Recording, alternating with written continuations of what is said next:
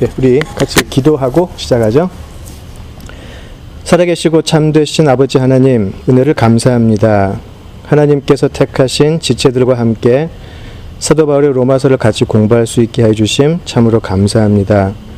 사도 바울이 전하려고 했던 복음의 능력을 우리 모두가 알 수 있는 귀한 시간 되게 하시고, 우리들의 마음이 복음에 활짝 열려서 그리스도의 십자가와 부활을 우리도 공부 속에 체험할 수 있도록 성령 하나님께서 함께하여 주시옵소서. 인도자의 약함이나 어리석음은 가려주시고, 인도자의 어떠한 것도 하나님 성령께서 통제하여 주시고, 오직 아버지께서 준비하고 예비하신 은혜와 복만을 허락하여 주시옵소서. 예수님 이름으로 기도드립니다. 아멘. 예, 우리 오늘 본문을 같이 한번 읽도록 하죠. 로마서 1장 1절에서 7절입니다.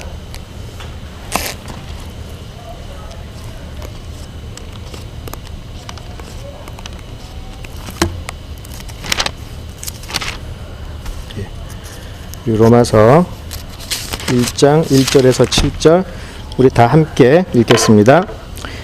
예수 그리스도의 종 바울은 사도로 부르심을 받아 하나님의 복음을 위하여 택정함을 입었으니, 이 복음은 하나님이 선지자들을 통하여 그의 아들에 관하여 성경에 미리 약속하신 것이라. 그의 아들에 관하여 말하면 육신으로는 다윗의 혈통에서 나셨고 성결의 영으로는 죽은 자들 가운데서 부활하사 능력으로 하나님의 아들로 선포되셨으니 곧 우리 주 예수 그리스도시니라. 그로 말미암아 우리가 은혜와 사도의 직분을 받아 그의 이름을 위하여 모든 이방인 중에서 믿어 순종하게 하나니, 너희도 그들 중에서 예수 그리스도의 것으로 부르심을 받은 자니라. 로마에서 하나님의 사랑하심을 받고 성도로 부르심을 받은 모든 자에게 하나님 우리 아버지와 주 예수 그리스도로부터 은혜와 평강이 있기를 원하노라. 아멘. 오늘은 우리 그 로마서 서론으로 생각을 하시면 될 것 같아요. 그래서 좀 가볍게, 오늘 가볍다기보다 오늘 조금 본문을 깊게 들어가지 않고 일단 왜 로마서를 공부할까? 로마서가 우리들에게 어떤 의미를 가질까? 그런 것에 대해서 그냥 좀 자유롭게 제가 좀 말씀을 나눴으면 합니다. 특별히 성경 공부할 때 저는 제 개인적인 이야기는 정말 안 하거든요. 근데 오늘은 좀 하고 싶어요. 오늘은 이제 개인적인 이야기로 좀 시작을 하고 싶어요. 굉장히 조심스럽게 드리는 말씀인데 아마 제가 그 함께 성경 공부하신 분들에게도 아마 안 나눴던 내용 같아요. 그래서 제 개인적인 이야기인데 요거부터 먼저 좀 나누면서 왜 로마서를 지금 공부해야 할지, 또 왜 로마서가 우리에게 중요할지 좀 나눴으면 좋겠습니다. 조심스럽게 제가 말씀을 좀 드릴게요. 2010년, 지금부터 12년 전이죠. 2010년 12월 12일이 사실 저한테는 굉장히 평생에 좀 잊을 수 없는 날이에요. 2010년 12월 12일은요, 제가 굉장히 오랫동안 기도하고 소망하고 또 준비해왔던 북한 사역을 처음 시작할 수 있는 날이었어요. 2010년 12월 12일에 이제 제가 평양에 처음으로 들어가는 날이었어요. 그때 뭐 시은이 엄마는 물론이고 우리 배장로님 부부도 뒤에서 계속 정말 열심히 기도해 주셨고, 그때 우리 김영병 권사님도 아마 그 어간에 제가 만났던 것 같아요. 근데 이제 그 북한에 이제 들어가기 전에 굉장히 많은 생각이 들었었어요. 많은 생각이 들었고, 들어가서 지금은 평양에 그렇지는 않은데 그때는 정말 어두웠거든요. 정말 평양 시내가 이렇게 들어가면 칠흑같이 어두웠었어요. 간간히 차가 지나갈 때 헤드라이트가 그냥 좀 보이는 정도, 굉장히 어두운, 좀 굉장히 마음이 춥고 이제 그런 느낌이었는데, 이제 그런 생각을 했었어요. 북한에 들어가서 평양에서 처음으로 드리는 기도가 굉장히 이제 기대가 되는 거예요. 과연 나는 평양에 들어가서 첫 기도를 어떤 기도를 드리게 될까? 그게 굉장히 마음속에 좀 기대가 됐었어요. 어떤 게 내가 기도가 될까? 모르겠었어요. 평양에 도착하고 아마 한 3시간 정도 이렇게 다른 곳을 다니다가 이제 처음으로 이제 그 숙소로 이제 들어갔거든요. 이제 평양과기대 기숙사로 이제 들어갔는데, 그때 이제 제가 평생에 잊지 못할 일이 있었어요. 이제 밤 한 10시 반 정도, 그때 이제 제 숙소로 들어갔는데, 굉장히 조심스럽게 말씀을 드리는 거예요. 굉장히 개인적인 일이고, 저는 처음에 평양에서 기도를 드리게 되면 어쩌면 그곳의 지하교인들을 위해서 내가 기도를 할까? 아니면 저를 위해서 옆에서 기도해 주셨던 그 북한 기도 모임 같이 있었던 그분들을 생각이 날까? 뭐 그런 이제 여러 가지 생각들이 있었는데, 제가 무릎 꿇고 기도를 드리려고 하는데 눈앞에 굉장히 이상한 광경이 펼쳐졌어요. 그래서 제가 조심스럽게 말씀을 드린다고 하는 거예요. 기도를 하고 눈을 감는데 첫 마디도 첫 단어가 나오기 전에 제 눈앞에 보였던 거는 한국의 강남 모습이었어요. 강남의 어떤 큰 거리에 한국의 젊은이들이 너무나 활기차게 막 걸어다니고 바쁘게 걸어다니고 하는 그런 모습이 펼쳐졌었어요. 근데 저는 1990년부터 2010년까지 한국을 간 적이 몇 번 없어요. 그리고 저는 고향이 부산이기 때문에 거기가 서울이 어딘지도 잘 모를 때예요. 근데 너무나 활기차고 너무나 건장한 남자들, 예쁜 젊은 여자분들이 그 거리를 걸어가는 모습이 이렇게 보였어요. 근데 그 순간 제 느낌은 음란으로 가득한 세상, 허영으로 가득한 세상, 너는 남한을 위해서 기도해라. 그게 제 마음속에 너무 지금도 생생하게 들려왔어요. 제가 이게 만들어내는 말이 아닌 게, 제가 북한을 나오고 나서 처음으로 북한 기도 모임 가서 제가 똑같은 말을 그때 했었어요. 그래서 그때 제가 지금 드리는 말을 들은 분들이 계세요. 12년 전에. 그리고 너는 북한의 교회가 아닌 남한의 교회를 위해서 기도하라. 그런 음성이라 그럴까요? 너무나 강하게 다가왔었어요. 그리고 어떤 빨간 벽돌 교회가, 저는 처음 보는 교회가 보여졌고요. 남한 교회가 무너진다. 남한 교회를 위해서 기도해라. 북한의 교회는 내가 지킨다. 저는 그 다음에 이제 평양을 몇 번 왔다 갔다 했지만, 그리고 나서 여러 번 집회를 할 기회가 있었는데 이 이야기를 꼭 드렸었어요. 그래서 그때 들으신 분들이 많이 계세요. 너무 좀 생뚱맞죠. 나중에 나오고 나서 그게 강남의 거리였고, 제가 봤던 그 빨간 벽돌 교회가, 조심스럽게 말씀드려요, 사랑의 교회라는 걸 나중에 알았어요. 근데 그게 제 평생에 잊을 수 없는 모습이에요. 그때 제가 보았던 광경은 너무나 생생했고요. 제가 갔다 오자마자 아마 제가 신님한테 그 얘기를 제일 먼저 했었던 것 같아요.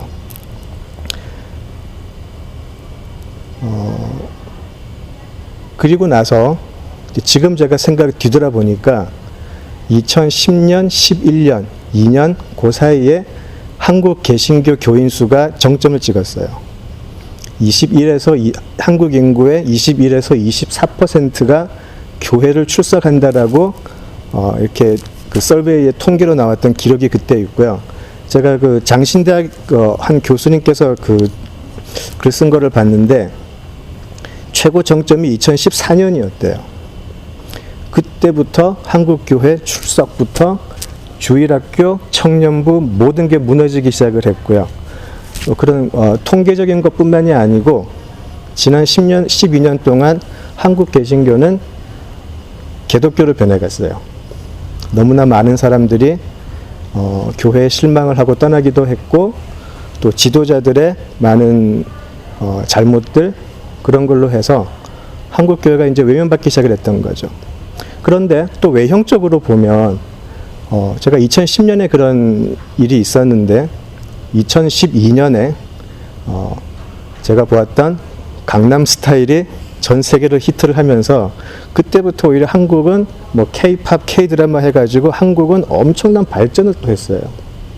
한국이 발전을 했던 것과 한국 교회 뭐라 그럴까요? 몰락은 아니지만 어쨌든 그 쇠퇴가 동시에 간 거죠. 또 그 중에 또 제가 하늘 눈여겨보았던 게 그 아무 종교도 가지고 있지 않은 무종교인에게 당신이 종교를 가지게 되면 어떤 종교를 가지겠습니까? 라고 했을 때 불교가 20%였고요. 개신교가 6%였어요. 그러니까 우리가 뭐 교회가 선한 영향력이 어쩌고 하지만 선한 영향력은 둘째치고 아예 교회 자체가 사람들이 이제는 미워하는 그걸로 변해버린 거죠. 지난 12년 동안 그런 일이 있었어요.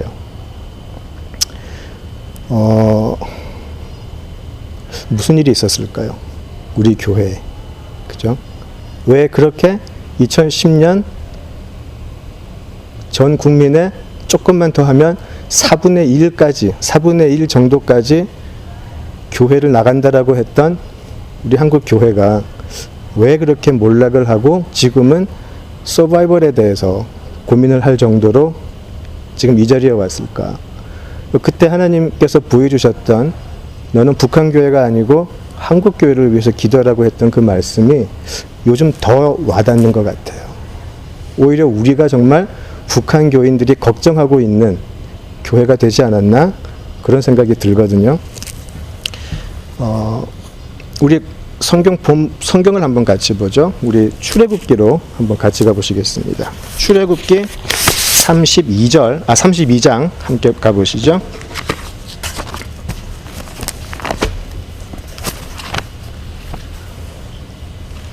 예, 출애굽기 32장 1절부터 한번 같이 보실까요?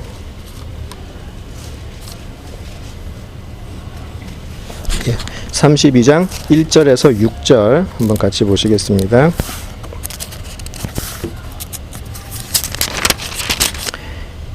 예, 우리 한번 같이 읽어보죠. 백성이 모세가 산에서 내려옴이 더딤을 보고 모여 백성이 아론에게 이르러 말하되 일어나라 우리를 위하여 우리를 인도할 신을 만들라.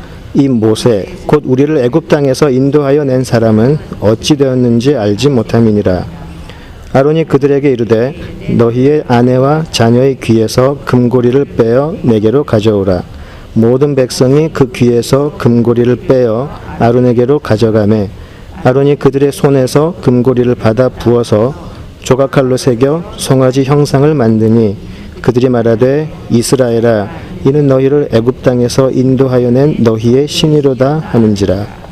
아론이 보고 그 앞에 제단을 쌓고 이에 아론이 공포하여 이르되 내일은 여호와의 절일이니라 하니 이튿날에 그들이 일찍 일어나 번제를 드리며 화목제를 드리고 백성이 앉아서 먹고 마시며 일어나서 뛰놀더라. 12년 동안 무슨 일이 있었을까 계속 생각을 해왔는데 개인적으로는 이 부분이 계속 생각이 났어요. 어쩌면 우리는 모세와 조용히 독대하고 계시는 하나님을 잊어버리고 우리가 답답해서 우리가 우리에게 있는 뭐 금 귀걸이 모든 좋은 거 다 바쳐가지고 우리가 원하는 형상 만들어서 그 앞에서 예배 드린다고 춤추고 뛰놀고 그랬던 거 아닐까? 그런 생각이 들었어요. 하나님이 아니고 우리가 거짓 형상에게 절하고 있다는 것을 먼저 알아챈 것은 교회가 아니고 비기독교인들이었던 것 같아요. 그들이 먼저 우리를 개독교라고 부르기 시작했어요. 그들이 먼저 알아챘죠. 저거 진짜 아니다. 오히려 교회가 몰랐던 것 같아요. 우리는 우리가 헌신만 하면 그게 최고인 줄 알고 우리가 화려하고 재밌게 예배드리면 그게 진짜 신앙인 줄 알고 그렇게 착각하고 살았던 것 같아요. 우리가 지금까지 세상에 보여줬던 거는 참 하나님이 아니고 조용히 모세와 만나고 계시는 하나님이 아니고 송아지 형상의 하나님이라고 계속해서 세상에게 말했던 것 같아요. 그렇게 몰락한 것 같아요. 쇠퇴한 것 같아요. 이 사람들을 보면 너무나 기쁘게 예배를 드리고 있잖아요. 그리고 자기들이 가진 귀한 거를 다 바치잖아요. 그죠? 만약에 하나님이 모세하고 만나고 계실 때 그 자리 위에 뭐가 번쩍번쩍하고 막 그 위에 막 번개가 치고 뭐 구르릉꽝 했다면 그래도 사람들이 기다렸겠죠. 그래도 아직까지 모세하고 하나님이 만나고 있나 보다. 너무나 조용했나 봐요. 사람들이 모세는 죽었다고 생각을 했으니까요. 너무나 조용했던 것 같아요. 사람들은 그렇게 조용한 신앙은 싫은 것 같아요. 우리는 그런 게 싫고 뭔가 좀 화끈하게 일이 있어야 그게 진짜 하나님을 믿는 신앙이지 그랬던 것 같아요. 거기에 우리가 바치는 금으로 만든 우리가 바쳤던 가장 귀한 것들은 있지만 가장 중요한 하나님이 없었다는 거죠. 사람들의 열심이나 헌신은 있었지만 우리에게 언약을 주고자 하시는 하나님은 없었다라는 거죠. 그것이 생각이 났어요. 그렇다면 지금 이 시점에서 우리가 해야 될 것은 뭘까? 그래서 저는 로마서가 생각이 나요. 여기서부터 다시 시작하면 좋겠다. 사실은 요한복음이 생각이 났었어요. 먼저 우리가 예수를 만나야 된다. 우리가 과연 성육신에서 오신 하나님의 본체이신 하나님의 아들인 예수를 만나지 않고서는 지금 우리가 아무리 부흥을 이야기하고 지금 우리가 아무리 새로운 출발을 이야기해도 그거는 전부 다 거짓이고 미혹일 뿐이다라는 생각이 들었어요. 그래서 요한복음에서 복음서를 통해서 예수님이 직접 하신 말씀, 예수님이 하신 사역들을 공부해보고 싶었어요. 그리고 나서 로마서에 가서 과연 우리들의 신앙, 예수님께서 우리들에게 주신 복음은 과연 어떤 것인가를 같이 나누고 싶었어요. 거기가 다시 출발점이 되지 않으면 우리는 진정한 회개, 부흥 이런 거 그냥 말잔치일 뿐일 거라고 생각이 돼요. 한때 한국에서 이제 그 평양 대부흥 100주년 해가지고 엄청나게 한국 교계가 막 굉장히 뭐라 그럴까요? 굉장히 들떠 있었던 적이 있었어요. 저도 그때 우리 배정님도 그때 같이 계셨고 김연병 권사님도 같이 계셨는데 정말 그때 무슨 일이 날 줄 알았었어요. 정말 무슨 부흥이 날 줄 알았었어요. 근데 너무 조용하게 지나갔어요. 우리들끼리 왁자지껄하게 막 하다가 끝났어요. 그냥. 제가 듣기로는 한국에서도 굉장히 당황했다고 들었어요. 그 당시에 그런 무브먼트를 이끄셨던 분이. 지금 와서 생각을 해보니까 처음 우리가 떨어졌던 자리로 가지 않고 우리는 부흥을 꿈꿨던 것 같아요. 과연 우리가 예수를 처음 만났을 때, 과연 우리가 예수님 앞에서 어떤 존재이고 우리에게 하나님은 어떤 분이시고 처음 그 자리로 가지 않은 채 우리는 그냥 부흥을 떠들었던 것 같아요. 하나님께서 속지 않으시니까. 지금 2023년 지금 우리에게 필요한 건 바로 이게 아닐까 생각이 돼요. 우리 처음 자리를 한번 다시 가보죠. 과연 예수님께서 우리에게 주셨던 복음이라는 것이 어떤 것이고 그 복음 앞에서 우리는 어떤 존재일 수밖에 없는가를 확인하는 그 자리로 다시 한번 가보자는 거죠. 만약에 사도 바울이 2000년 전에 썼던 이 글, 이 서신, 그죠?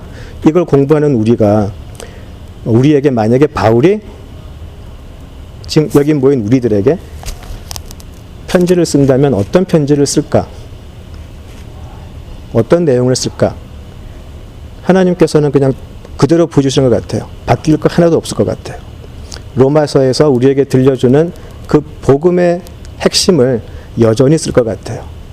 우리가 사는 환경은 달랐지만 그래서 다른 나라, 다른 교회 걱정하기 전에 먼저 우리를 좀 걱정을 하죠.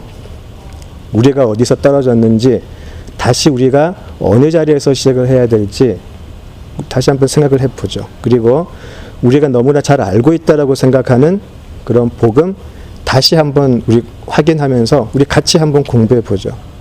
그리고 한 가지 이제 부탁을 드리는 거는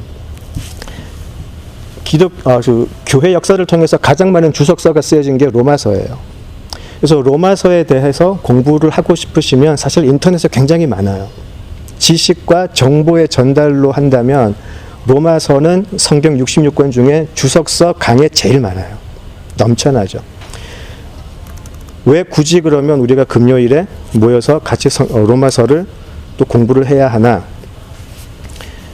저도 이렇게 학자도 아닌데 다른 분들이 공부한 게 그런 양이 많은데 저도 뭐 숟가락 하나 더 얹기는 싫어요.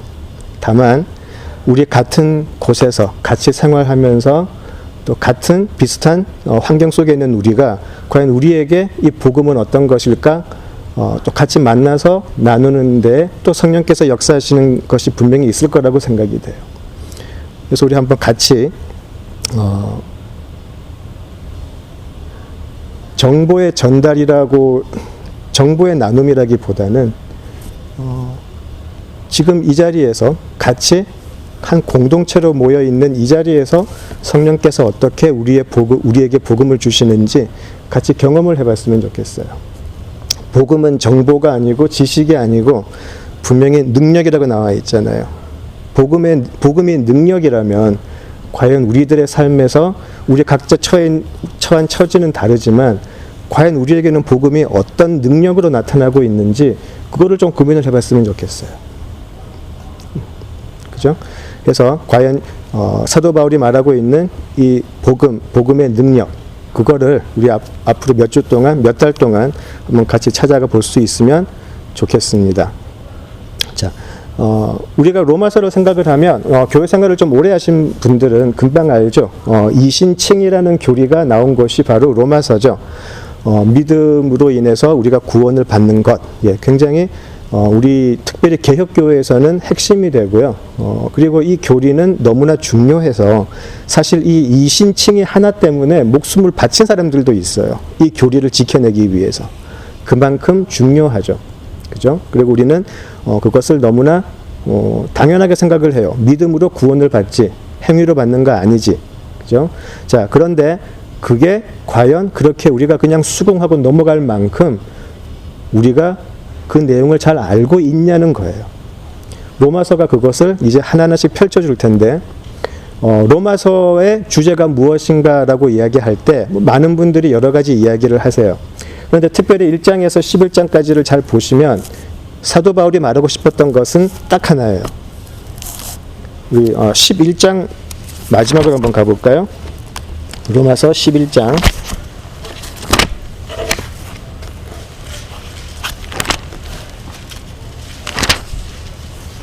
31절로 한번 가볼까요?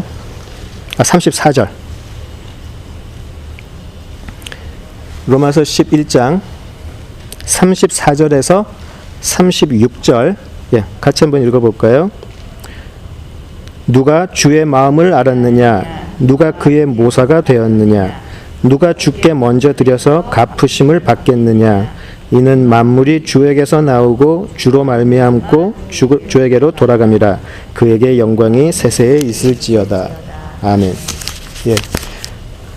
바울이 말하고 싶었던 것은 일단 이거였었어요. 우리가 복음을 이야기하는데 우리의 구원 하나님이 시작해서 하나님이 이루시며 하나님께서 완성하실 것이다. 이것이 가장 큰 주제였어요. 이것은 로마서뿐만이 아니고 사도 바울의 사역을 통해서 여러 서신들을 통해서 계속해서 이야기하는 거예요. 구원에 관한 한 하나님이 다 하신다. 근데 이 사실이 당연하게 느껴지죠. 그러나 사도 바울에게는 하나님이 다 하신다라는 이 사실 때문에 이 사람의 인생은 180도 바뀌어버렸어요. 하나님이 다 하신다는 이 사실이 이 사람에게는 복음의 능력으로 나타났던 거죠. 그 전까지 그 사람은 자기가 가진 지식이나 배경으로 자신을 자랑하며 다른 사람들을 예수를 믿는 사람들을 핍박을 하기도 했지만 하나님이 모든 것을 다 하신다. 예수를 통해서. 이 사실 하나 때문에 이 사람의 인생은 그냥 바뀌어버렸어요. 그냥 변화된 게 아니고 완전히 뒤집혀 버렸어요. 혹시 주변에 그런 분들을 보시는지 모르겠어요. 어제까지 멀쩡하게 세상 생활 잘 하다가 갑자기 예수를 만나서 완전히 인생이 뒤바뀐 사람들을 보셨는지 모르겠어요. 저는 삶 속에 몇 번 봤던 것 같아요. 너무나 미련하고 바보 같은데 왜 저 사람은, 나도 예수 만났는데 왜 저 사람의 삶은 저렇게 업사이드 다운 바뀔 수가 있을까? 근데 바울에게는 이게 다였어요. 하나님이 다 하신다. 하나님이 다 하신다. 그래서 이 사람에게는 너무나 소중한 복음이 됐던 거죠. 자, 그 복음이 이제 사도 바울이 로마 교회에 전하고 싶었던 내용이에요. 그래서 이제 제가 로마서의 배경에 대해서 간략하게 말씀을 드릴게요. 이 로마서를 쓸 때 사도 바울이 사도행전을 공부를 해 보시면 아시겠지만, 사도행전을 보시면 사도 바울이 세 번의 전도 여행을 하죠.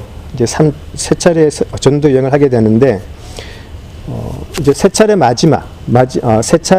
세 번째 전도 여행을 끝나면서 이 사람이 이제 세 번째 전도 여행을 끝나고 이제 마지막으로 예루살렘으로 가게 되잖아요. 그때 예루살렘으로 가기 전에 고린도에 잠깐 머물러 있었어요. 한 석 달 정도라고 생각을 해요. 한 석 달 정도 머물러 있는 동안에 로마 교인들에게 쓴 편지라고 해요. 그래서 정확한 연도는 알 수가 없지만 빠르면 54년, 서기 54년, 늦게는 한 58년, 그 중간에 쓰지 않았을까 생각을 많이 해요. 이게 왜 중요하냐면 로마서를 쓸 때 바울의 나이가 대충 나오기 때문에 그래요. 사도 바울의 태어난 해가 한 서기 4년에서 5년 정도라고 생각을 해요. 그러니까 사도 바울이 지금 이 로마서를 쓸 때가 딱 제 나이예요. 50대예요. 조금 더 나가면 60살? 근데 아마 50대 정도 됐을 거라고 생각이 돼요. 그럼 이 사람이 예수를 만난 게 30대 정도라고 생각을 한다면 한 20년 정도 사역을 하고 난 후에 로마서를 쓰게 된 거예요. 20년 동안 이 사람이 겪었던 일은 상상할 수가 없죠. 이 사람이 여러 서신들을 통해서 많이 쓰잖아요. 사도행전에는 바울이 여러 지역을 다닌 이제 그 행적들이 나오지만, 또 그 사도 바울이 썼던 여러 서신들을 보면 이 사람이 그 20년 동안 당한 일을 알 수가 있어요. 매를 맞고 돌에 맞고 구금당하고 심지어는 사람들이 죽었다 하는 그 자리까지 갔었죠.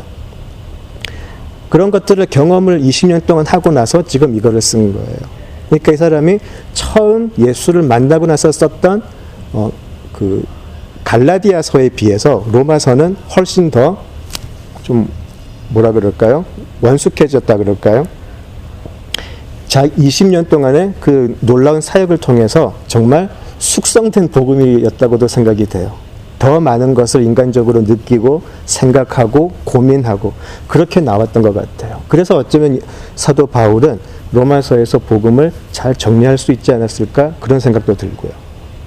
자, 그런데 이제 예루살렘에 가기 전에 고린도에 머물 때 사도 바울은 왜 굳이 로마 교회에 편지를 써야 했을까?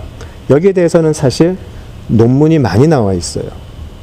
우리는 쉽게 한 두세 가지 정도 이유를 들기는 하는데, 과연 그런 것 때문에 사도 바울이 굳이 로마 교회에 편지를 썼을까에 대해서는 좀 견해가 여러 가지가 있어요.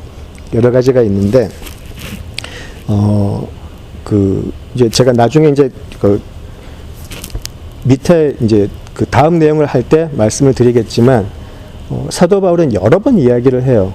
로마서 안에서도 내가 너희들에게 정말 나가고 싶었는데 기회가 안 되더라. 몇 번이고 이야기를 노력을 했는데 참 안 됐다라고 해서 계속해서 로마에 가려고 했던 것을 알 수가 있어요. 그 항상 마음에 있었고, 근데 이상하게 그 길이 막혔다라고 나와 있죠. 사도행전 19장을 보시면 3차 여행을 마치고 사도 바울이 그런 말을 해요. 내가 이거 다 하고 나서 내가 로마도 가봐야 되겠다라는 말을 해요. 그러니까 로마가 항상 마음에 있었던 거죠. 자, 사도 바울이 로마에 처음부터 가지 않았던 이유는 몇 가지가 있겠지만, 물론 지리적으로도 좀 많이 원래 1, 2, 3차 했던 것보다는 좀 더 서쪽이기 때문에 지리적으로도 좀 힘들었겠지만, 사도 바울은 결국 자유의 몸으로는 가지 못하잖아요. 로마에. 거기서 이제 저는 몇 가지 좀 이유를 좀 유추해 보고 싶었어요. 우리가 로마서를 공부할 때, 이제 가장 많이 들으셨던, 로마서를 작성한 내용은 아실 거예요. 한번 가볼까요? 한번 15장으로 가보실까요? 표면적인 이유 한 두 가지 이야기하고요. 몇 가지는 조금 상상력을 좀 동원해야 될 필요가 있는데, 로마서 15장 23절에서 24절을 보죠.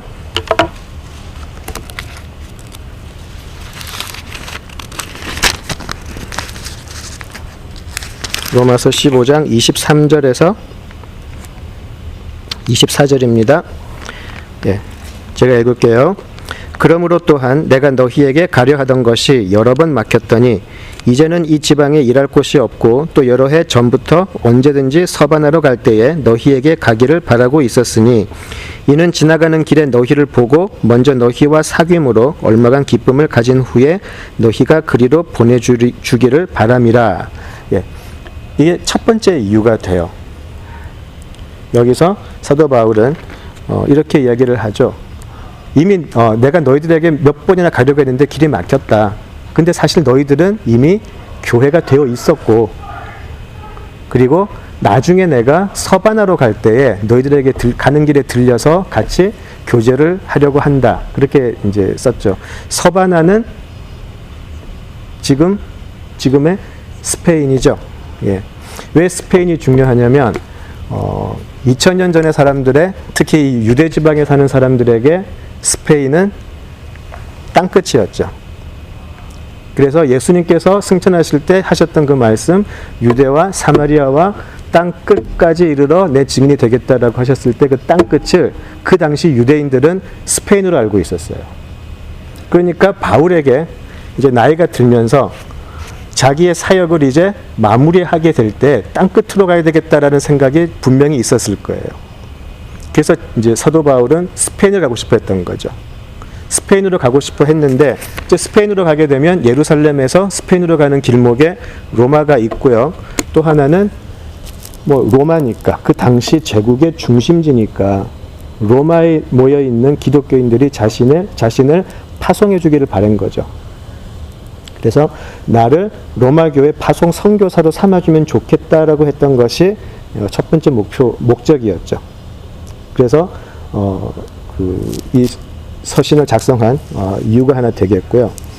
또 하나는 약간 로마 교회의 그 당시 공동체 상황이라는 게 좀 있었어요.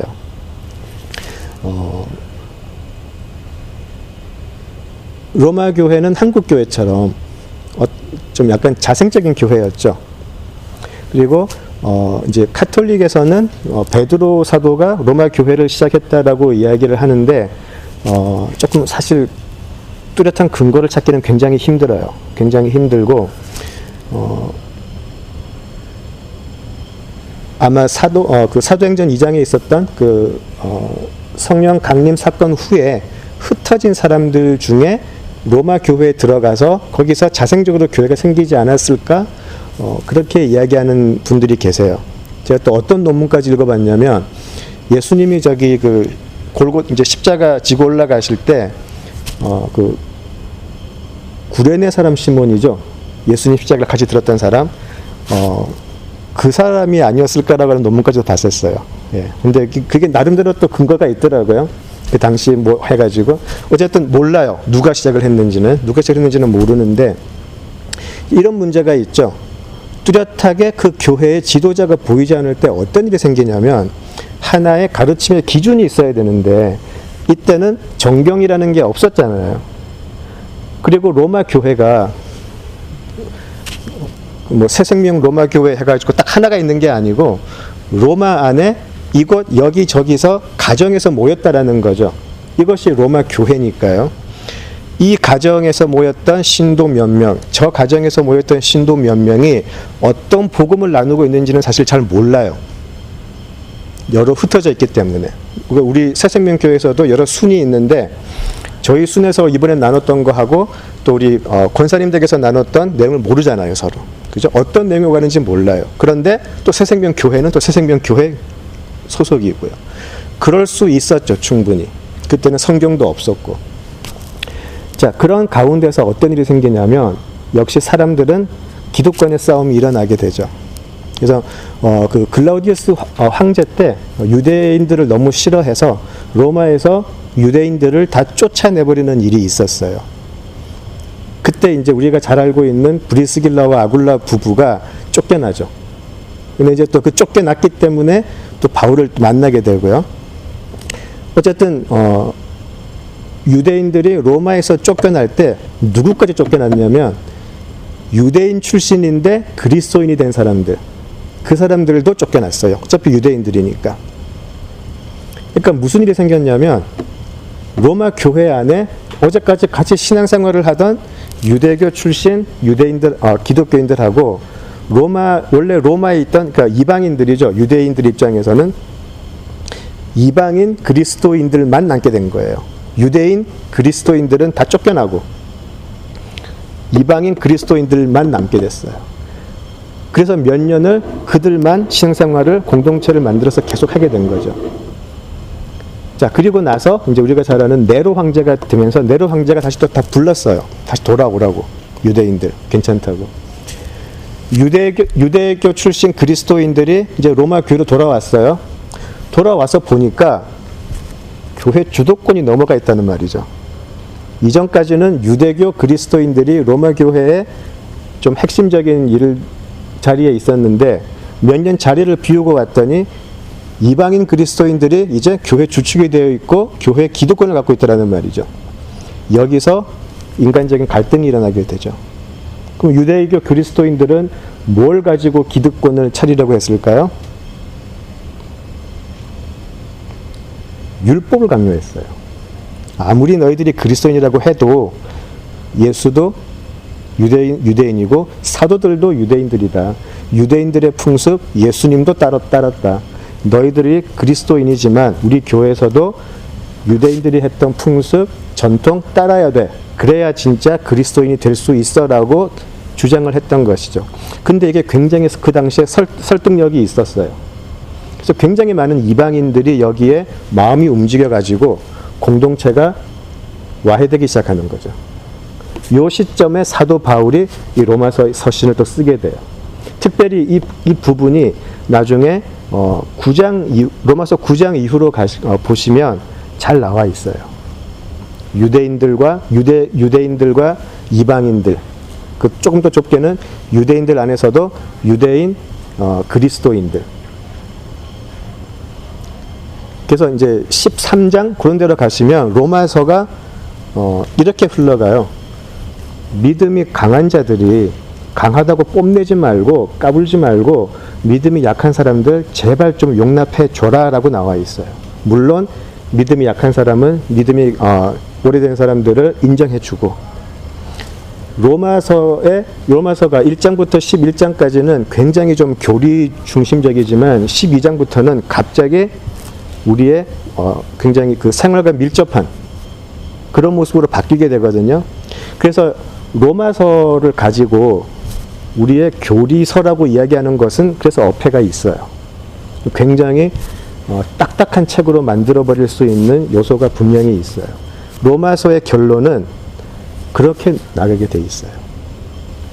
그래서 아까 처음에 이야기했던 이신칭이라고 해서 믿음은 구원은 믿음으로 말미암지만 절대로 우리의 행위로 구원을 얻는 것은 아니지만 그렇지만 행위 없는 믿음도 그거는 믿음이 아니다라고 분명히 이야기를 해요. 로마서에서.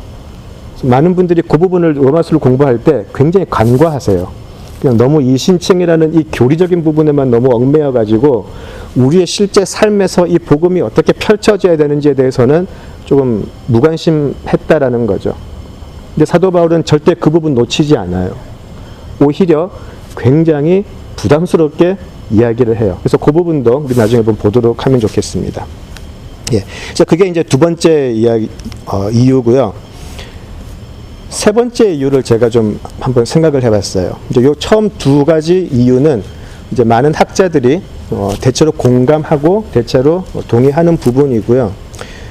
셋째는 좀 사도 바울의 개인적인 생각을 좀 해봤으면 좋겠다는 생각이 들어요. 저는 이 부분이 굉장히 좀 묵상하면서 마음에 굉장히 와닿았는데, 아까 제가 로마서를 왜 3차 전도 여행이 끝나가면서 썼다라는 말을 자꾸 반복해서 들었냐면, 여기 굉장히 중요한 사도 바울의 개인적인 감정이 들어있을 거라는 생각을 해서 그래요. 왜냐하면 잘 아시지만 세 번째 전도 여행을 끝나고 나서 사도 바울이 예루살렘에 모여졌던 연보를 가지고 예루살렘에 가는데, 사도 바울은 예루살렘에서 체포당하죠. 사도 바울이 예루살렘에 들어가서부터는 그 사람은 체포당하고 이제 자유를 잃어버리는 사람이 돼요. 문제는 사도 바울이 그걸 알고 있었다라는 거예요. 좀 이상하지 않으세요? 자기는 로마 교회를 거쳐서 서바나까지 가고 싶다라고 이야기하는데, 동시에 이미 이 편지를 쓰고 있을 때 사도 바울은 자기가 예루살렘에서 죽을 수도 있다는 생각을 했다라는 거예요. 이 부분이 굉장히 사실 잘 생각을 하시면 굉장히 눈물 나는 부분이에요. 같이 한번 보죠. 우리 사도행전 한번 같이 보시죠. 사도행전 20장으로 한번 같이 가보실까요? 20장 22절 한번 가보시죠.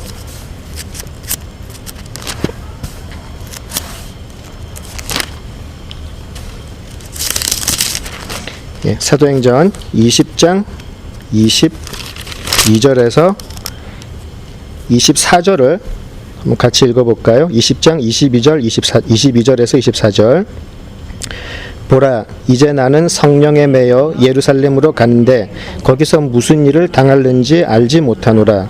오직 성령이 각 성에서 내게 증언하여 결박과 환난이 나를 기다린다 하시나, 내가 달려갈 길과 주 예수께 받은 사명 곧 하나님의 은혜와 복음을 증언하는 일을 마치려 하면은 나의 생명조차 조금도 귀한 것으로 여기지 아니하노라. 아멘. 예. 사도 바울은요, 사도는 예루살렘으로 가기 전에 어쩌면 자기의 목숨을 바쳐야 되는 일이 있을 수도 있다는 것을 이미 알고 있었어요. 지금 사람들과 헤어지면서 에베소 교인들이죠, 아마 헤어지면서 이 이야기를 해요. 내가 지금 예루살렘에 가는 거는 그냥 가고 싶어 가는 게 아니고 성령에 매여서 간다. 성령에 매여서 내가 가는데 무슨 환난이 있을지 내가 알지 못하겠다. 근데 환난이 있을 것은 분명하다.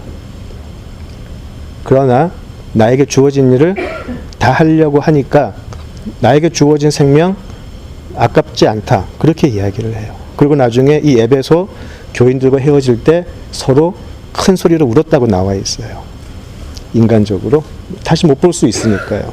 그죠? 이게 사도 바울의 마음이에요. 지금 예루살렘에 가기 전에. 다시 또 그 다음 21장을 한번 보실까요? 21장 10절에서 13절 14절까지 볼까요? 21장 11절에서 14절까지 한번 읽어보시죠. 우리에게 와서 바울의 띠를 가져다가 자기 수족을 잡아매고 말하기를, 성령이 말씀하시되 예루살렘에서 유대인들이 이같이 이 띠 임자를 결박하여 이방인의 손에 넘겨주리라 하거늘, 우리가 그 말을 듣고 그곳 사람들과 더불어 바울에게 예루살렘으로 올라가지 말라 권하니, 바울이 대답하되 여러분이 어찌하여 울어 내 마음을 상하게 하느냐. 나는 주 예수의 이름을 위하여 결박당할 뿐 아니라 예루살렘에서 죽을 것도 각오하였노라 하니, 그가 고난을 받지 아니하므로 우리가 주의 뜻대로 이루어지이다 하고 그쳤노라. 예. 지금 바울에게 예루살렘에 가면 결박당하고 죽을 수도 있다라고 예언을 했던 것이 여러 선지자였었어요. 그런 예언들이 있었고 자기 자신도 알고 있었어요. 그래서 여기 빌립 집사의 집에 가서 그 예언의 은사를 받은 그 딸들이 그렇게 예언을 하고 또 어떤 선지자가 와서 그대로 이야기하죠. 네 수족을 이제 앞으로 너는 자유인이 아닌 몸으로 결박당하고 그렇게 이야기를 하죠. 그래서 많은 사람들이 예루살렘에 가지 말아라고 이야기를 해요. 그리고 사도 바울은 너희들 그렇게 자꾸 나한테 울어서 내 마음을 상하게 하지 마라. 인간적으로 자기도 겁나겠죠. 자기도 굉장히 트러블 됐다라는 거예요. 굉장히 마음이 갈등이 되고 있는데 너희들이 울기까지 하니까 내 마음이 너무 힘들다. 그러나 오직 주의 뜻이 이루어질지어다. 이것이 바울의 결론이었어요. 지금 이런 심정으로 3차 전도 여행을 마치고 지금 예루살렘으로 가는 거거든요. 자, 이런 마음을 가지고 있는 사도 바울이 로마 교인들에게 내가 너희들을 거쳐서 서반으로 간다라고 하는 그 모습이 좀 대치되지 않으세요? 말이 안 되지 않아요? 그죠? 자기 자신이 가지고 있었던 소망, 사역, 그것도 사역에 관한 거죠. 사역적인 소망하고 그러나 성령께서 보여주시는 모습은 달라요, 지금. 그 마음으로 지금 로마 교인들에게 지금 이 편지를 쓰는 거거든요. 자, 그래서 사도 바울이 제가 지금 그 정확하게 본문을 15장 로마서 다시 가볼게요. 로마서 15장 30절 한번 보실까요?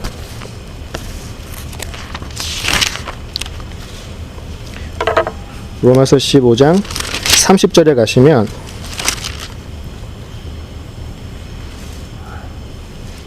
예, 15장 30절입니다.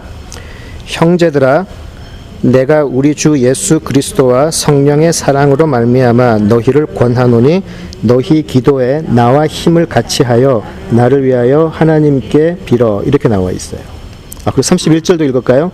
나로 유대에서 순종하지 아니하는 자들로부터 건짐을 받게 하고 또 예루살렘에 대하여 내가 섬기는 일을 성도들이 받을 만하게 하고. 이렇게 돼 있어요. 지금 사도는 로마 교인들에게 기도 요청을 하고 있어요. 내가 유대에 갔을 때 믿지 않는 이 사람들에게서 건짐을 받을 수 있게 기도해달라고 부탁을 하고 있어요. 이 부분이 굉장히 많은 분들이 놓치고 있는 부분이에요. 서바나 가서 선교하고 싶은 거 맞고요. 그리고 그 공동체 갈등을 해소하고 싶었던 것도 맞아요. 그런데 바울의 개인을 생각을 해보고 사도행전 내용을 생각해보면 지금 사도 바울은 어느 때보다도 자기 자신에 대한 기도가 굉장히 필요했었을 거예요. 예루살렘에 가서 자기 자신을 결박하고 협박하는 이제 그 지점, 그 곳으로 가게 될 텐데 내가 할 수만 있다면 그 사람들에게서 벗어날 수 있게 기도해달라. 굉장히 인간적인 기도 제목이에요. 굉장히 인간적인 기도 제목이에요. 그리고 사도 바울이 사도행전에서 보이는 모습도 정말 위대한 사도의 모습과 연약한 인간의 모습이 겹쳐 보이잖아요. 이 사람이 쓰는 복음서가 바로 로마서라는 거예요.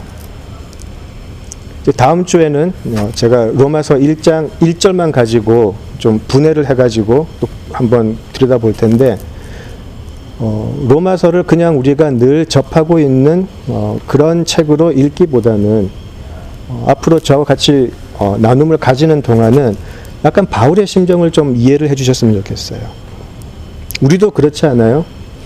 우리도 예수 믿는다고 하지만 얼마나 많이 갈등하세요.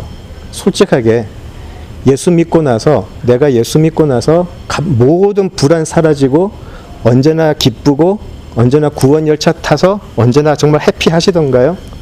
눈앞에 절망적인 상황이 있을 때 담대하게 나는 괜찮아 하실 수 있으시던가요?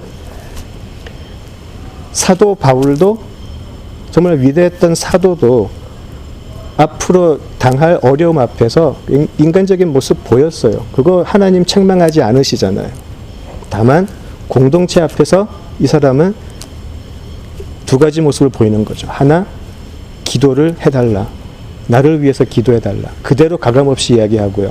두 번째는 그럼에도 불구하고 내가 죽을 수 있음에도 불구하고 나는 너희들에게 복음을 전하고 싶다. 딱 그거였어요. 딴 거 아니고 너희들에게 나는 복음을 전하고 싶다. 그런데 사도 바울이 전하고 싶었던 복음은 우리 한 사람 한 사람이 처해 있는 모든 상황에 대한 솔루션을 주는 건 아니었잖아요. 하나님이 이런 일을 하셨다라는 거예요. 거기에 로마서의 위대함이 저는 있는 것 같아요. 우리는 굉장히 많은 순간, 특히 초신자의 경우에 이런 이야기 많이 하죠. 이제 제가 대학부 할 때 많이 들었던 이제 대학생들에서 특히 이제 안 믿고 있다가 이제 처음 신앙의 길을 접어들면서 막 불타오르는 그런 젊은이들한테 가장 많이 듣는 일이 그거예요. 이제 뭐 할까요? 이제 제 비전이 이제 이런 건데 어떻게 하면 될까요? 저의 소명은 무엇일까요? 이제 굉장히 불이 타가지고 뭘 자꾸 하려고 그래요. 그래서 저는 이제 자꾸 불 끄고 다니는 사람인데 뭔가 하고 싶은 거예요. 나쁜 마음은 아니에요. 나쁜 마음은 아닌데, 우리가 처음에 믿음을 시작을 하면서 정말 해야 될 것은 바로 신의 산에 아까 출애굽께서 보았던 하나님과 모세의 자리로 가는 것이죠. 딴 사람은 죽었다고 생각할 만큼 조용한 곳에서 하나님과 독대하면서 하나님의 말씀을 듣고 하나님의 언약을 듣고 하나님이 이런 분이다라는 것을 아는 것이 먼저 중요하죠. 요즘은 이 부분을 너무 건너뛰고 있어요. 다 불에 붙어가지고 자꾸 뭔가 하려고 그래요. 사도 바울은 로마 교인들, 누가 시작했는지도 모르는데 자기들끼리 정말 불이 붙어서 너무나 칭찬받을 공동체를 이룬 로마 교인들에게 복음을 다시 이야기해주고 있어요. 도대체 그게 어떤 복음이길래 내가 너희들에게 복음을 다시 전하고 싶다. 20년 동안 내가 사역을 해서 이런저런 경험 많고 할 말 많은데 딱 너희들에게 내가 예루살렘 가서 죽을지도 모르는데 내가 너희들에게 딱 하나 하고 싶은 거 이 편지를 통해서 복음을 알리고 싶다라는 거죠. 그리고 그 복음은 예수 그리스도인데 예수 그리스도를 통한 복음은 처음부터 끝까지 하나님이 계획하시고 하나님이 일하시고 하나님이 완성하시는 것이다. 이게 로마서예요. 지금 우리 각자가 많은 어려움이 있고 힘든 일이 있고 때로는 위로받고 싶고 많잖아요. 저도 앞에서 지금 이렇게 떠들고 있지만 제가 와이프가 있으니까 거짓말 못해요. 저도 때때로 자다가 깨가지고 밤새고 막 그래요. 정말 공황이 올 정도로 어떤 이제 태어나면서부터 이 DNA가 이상해가지고 저도 굉장히 겁이 많아요. 두려움도 많고. 그래요. 그럼에도 불구하고 그때 하나님께서 저에게 힘주시는 거는 모세와 만날 때 하나님 아니면 그렇죠? 조용함 속에서 하나님이 내가 다 한다. 내 안에만 있어라. 그거예요. 근데 하나님을 모르는 사람에게 그것만큼 허황된 말이 없잖아요. 청년들에게 어떤 그 많은 어려움이 있어서 이제 저한테 뭐 상담을 하고 오고 막 그럴 때 하나님이 너를 사랑하신다 하는 그 말만큼 힘 빠지는 게 없대요. 그거 말고 그거 다 아는데 그 다음에 구체적인 솔루션을 달라는 거죠. 그런데 사도는 구체적인 그런 솔루션이 아니고 하나님의 복음을 2000년 전에도 로마 교회에 그대로 보냈고 오늘 우리에게도 그대로 보낸다라는 거죠. 하나님을 알고. 사도가 처음에 다메섹 도상에서 예수님 만났을 때 자기가 이해했던 복음하고 20년 정도의 사역이 지나고 나서의 복음은 또 다를 것 같아요. 그 깊이가. 요즘은 이제 저도 생각을 해보니까 예전에 30대 때 제가 배정훈님 만나가지고 정말 뭐 많이 하려고 그랬잖아요, 우리. 그때 정말 우리 꿈도 많았고 계획도 많았고 다 그랬어요. 근데 그때 우리가 하려고 했을 때 됐던 거 진짜 없어요. 근데 이제 12년 정도 지나고 나니까 한 번씩 배정훈님과 만나서 그런 얘기해요. 그때 얘기했던 거 다 되네요. 근데 우리가 했던 건 하나도 없었어요. 어떻게 되더라고요. 하나님의 시간 속에 하나님의 방법으로 다 되더라고요. 그래서 그 복음이 과연 어떻게 능력으로 우리에게 다가오는가 그거를 한번 살펴볼 수 있으면 좋겠어요. 사도 바울은 그런 말을 하죠. 갈라디아서에서. 내가 전하는 이 복음 말고 내가 너희들에게 전하는 이 복음 말고 다른 복음을 전하는 자들에게 저주가 있을지어다라는 아주 강한 한국말로는 그렇게 저주 같지가 않은데 정말 저주예요. 정말 저주를 퍼부어요. 어느 정도까지냐면 내가 너희들에게 전한 복음 말고 다른 복음을 전하면 그게 천사라고 해도 저주를 받을지어다라고 거의 막말을 해요. 굉장히 심한 저주예요. 천사라고 해도 이 복음이 아닌 다른 복음은 저주를 받을지어다라고 이야기를 해요. 사도 바울에게는 이 복음이 전부였었어요. 우리는 복음을 어떻게 알고 있을까요? 그냥 입으로 우리가 예수 믿었고 교회 안에 문화에 익숙하고 성경 읽고 이걸로 할 수 있을까요? 사도가 이제 로마서에서 보이는 복음은 그렇게 만만하지 않아요.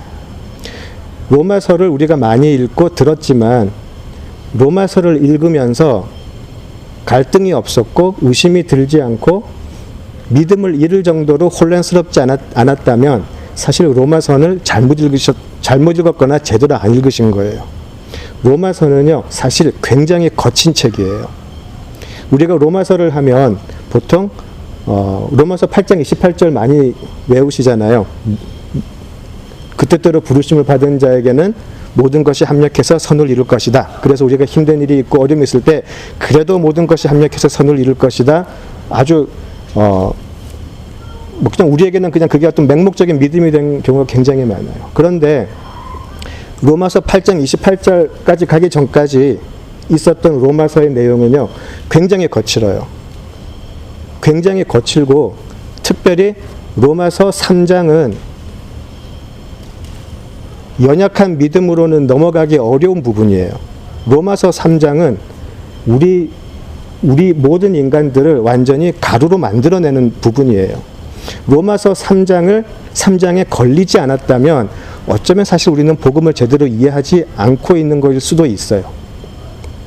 로마서 3장은요, 로마서 3장을 깊게 묵상하면 하나님이 나를 이 정도까지 처참하게 만드시나 걸릴 수밖에 없어요. 로마서 1장부터 시작해서 3장에 넘어가는 것은 굉장히 힘든 일이에요.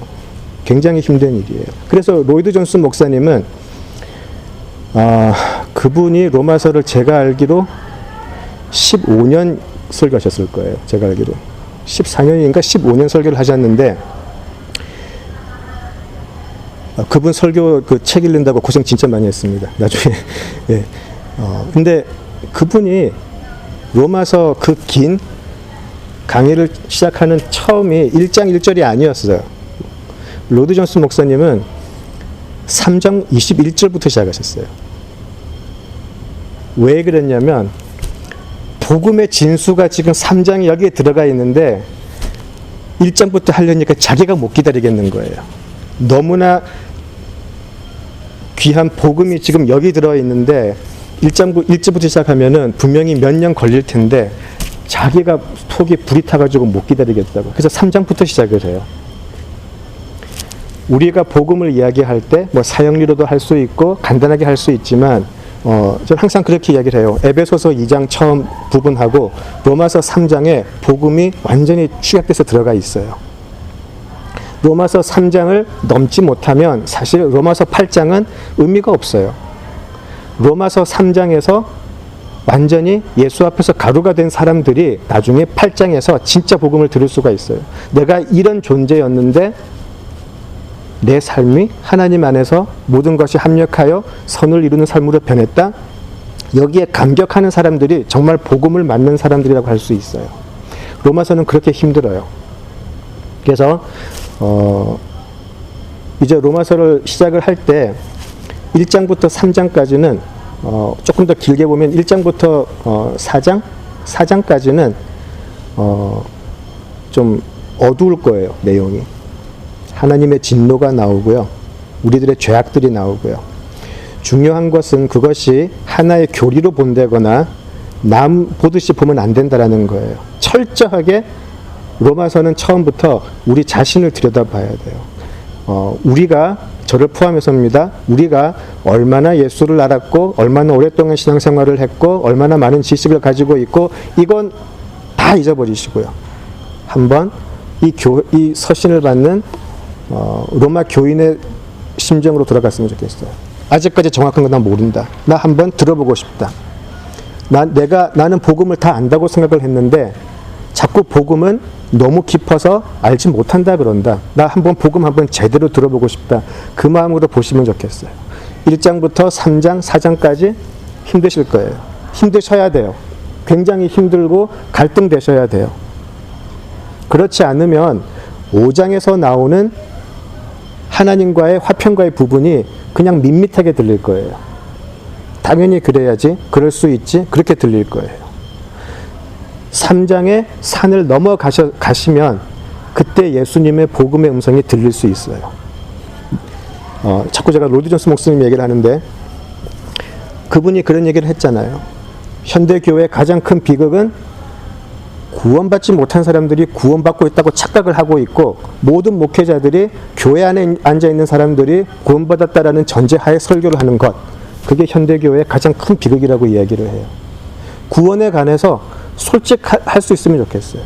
그게 아니니까 구원에 관해서 느낌이 없는 거예요. 그냥 내가 예수 믿었으니까 난 구원 받았어 라고 하는 그런 일종의 안도감이 되는 거지, 아니면 지금 너무 힘드니까 내세에 나는 천국 갈 수 있겠지라는 그런 내세적인 신앙으로 바뀌게 돼요. 근데 성경에서 이야기하는, 예수님께서 요한복음에서 얘기하시고 사도들이 이야기하는 그런 구원은 그런 내세적인 구원도 아니고 막연한 구원도 아니고 보험도 아니고 굉장히 실제적인 거죠. 그것을 같이 느껴보자는 거죠. 그 복음을 다 느낄 수 있으면 좋겠어요. 그래서 로마서를 이제 다 공부하시고 나서 딱 우리가 16장을 마지막 덮었을 때 이게 정말 복음이구나라고 우리 전부 다 감탄할 수 있으면 좋겠어요. 너무나 내가 이때까지 알았던 복음 너무 깊어서 나는 이제 다 안다고 도저히 말 못하겠다. 그런데 너무너무 좋다. 그렇게 말할 수 있으면 좋겠어요. 처음에 제가 한 몇 주 동안은 우리 인간에 대해서, 제가 하는 게 아니죠. 로마서를 통해서 우리 인간의 본 모습을 이야기를 할 거예요.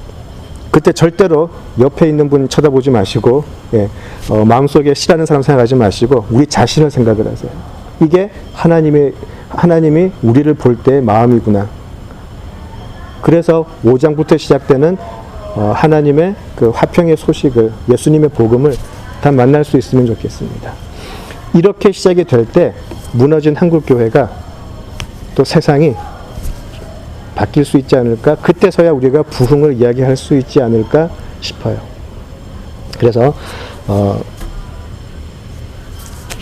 로마서 전체적인 서론은 여기까지 제가 하도록 하겠습니다. 다음 주에는 제가 로마서 1장 1절을 가지고요, 한번 좀 분해를 해가지고 어떻게 사도가 복음을 이야기하고 자기 자신의 삶을 통해 역사하신 예수를 이야기하는지 다음 주는 1장 1절을 가지고 한번 같이 하도록 하겠습니다. 다음 기도하시죠. 아버지 하나님, 참으로 부족한 자가 로마서에 관해서 대략을 나누었습니다. 하나님, 단지 지식을 쌓기 위한 것이 아니라 우리들의 심령의 골수를 찍어 쪼개는 복음의 능력을 보고 싶은 우리들임을 잊지 말아 주시옵소서. 참으로 우리들의 삶 속에서 예수님을 실제적으로 만나 우리들의 삶을 휘젓고 다니시는, 우리들의 삶을 완전히 바꾸시는 그 예수님을 우리가 만나고 싶습니다. 하나님, 우리 한 사람 한 사람에게 역사하여 주셔서 하나님께서 약속하신 성령을 보내주시고 그 성령으로 말미암아 이 복음의 놀랍고 깊은 이 소식을 우리 모두가 알 수 있게 하여 주시옵소서. 나를 위한 하나님, 나를 위로하는 하나님이 아닌 홀로 하나이신 하나님, 위대하신 하나님, 그리고 전능하신 하나님을 만나는 우리들이 되게 하여 주시옵소서. 우리 이곳에 하나님의 말씀을 공부하기 위해서 모인 하나님의 자녀들 기억하여 주시고 그들의 삶 속에서 어떻게 복음이 그들의 삶을 이끌어 가시는지 그들의 삶의 매일매일 일상 속에서 경험하고 누리고, 그리고 서로가 서로에게 증인이 될 수 있는 그 은혜를 우리 모두에게 허락하여 주시옵소서. 성령에 매여서 내가 나의 목숨도 아깝지 않게 하나님의 일을 다하려고 한다라고 하는 사도 바울의 그 고백이 여기 이 자리에 모인 우리 모두의 고백이 되기를 간구합니다. 우리의 뜻대로 살아왔지만, 그래서 우리가 지금까지는 우리 뜻대로 하나님의 모습을 만들었지만 이제는 하나님의 하나님 되심을 발견하고 하나님의 영의 기쁨으로 매여 따라갈 수 있는 우리 모두가 되게 하여 주시옵소서. 감사드리며 예수님 이름으로 기도드립니다. 아멘.